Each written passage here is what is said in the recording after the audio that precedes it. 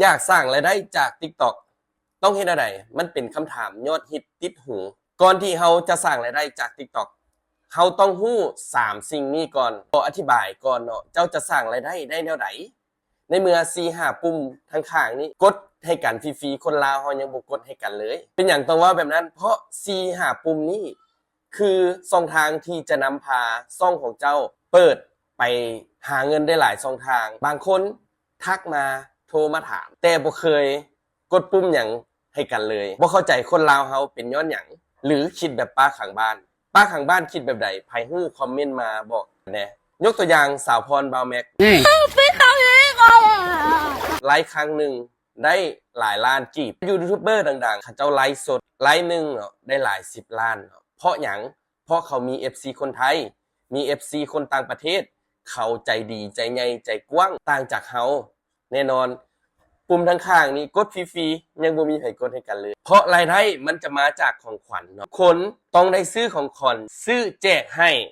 FC เฮาเนาะให้กำลังใจไอดอลเนาะที่เฮาติดตามที่เพิ่นออกมาแบ่งปันให้ความรู้กับทุกคนแบบนี้ฟรีๆกำลังใจให้กัน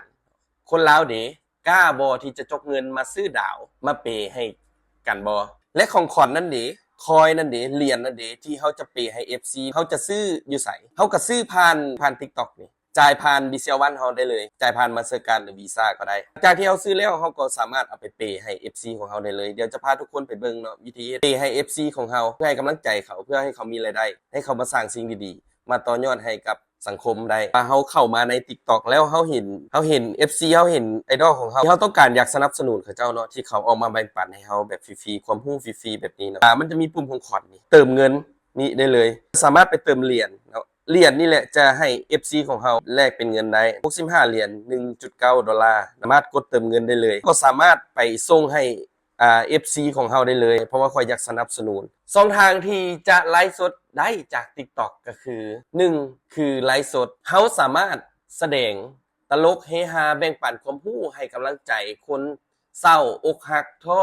แชร์ประสบการณ์เทคนิคการหาเงินออนไลน์หรืออื่นๆเขาภูมิใจเขามักในตัว FC ของเขาก็จะเปย์ดาวให้ดาวก็สามารถแลกเป็นเงินได้วิธีที่2การเฮ็ดในหน้า TikTok คือรีวิวสินค้าปักตะกร้าใส่คลิปมีคนมาสั่งซื้อก็ได้รับค่าคอมมิชชั่นไผรีวิวเก่งได้เดือนละล้านสบายเลย3 TikTok Shop ขายสินค้าเองเฮ็ดคลิปรีวิวเองต่อยอดรับลูกค้าเองเฮ็ดการตลาดเองยิงแอดเองนี่แล้วก็มีต้นทุนมันต้องมีต้นทุนในการยิงแอดที่เว้ามา2ข้อนี้ก็คือ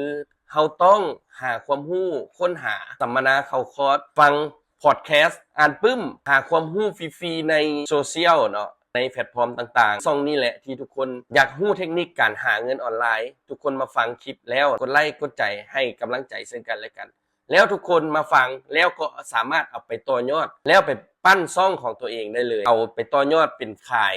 สินค้าหรือว่าขายต่างๆยังออกมาแบ่งปันให้ทุกคนแบบฟรีๆก็ไปฝากสุภาษิตคำหนึ่งว่าอย่าไล่จับแมงกะเบื้อเฮาจงปลูกดอกไม้เพื่อให้แมงกะเบื้อมาตอมเกสรบาดนั้นเงินคำเกียรติ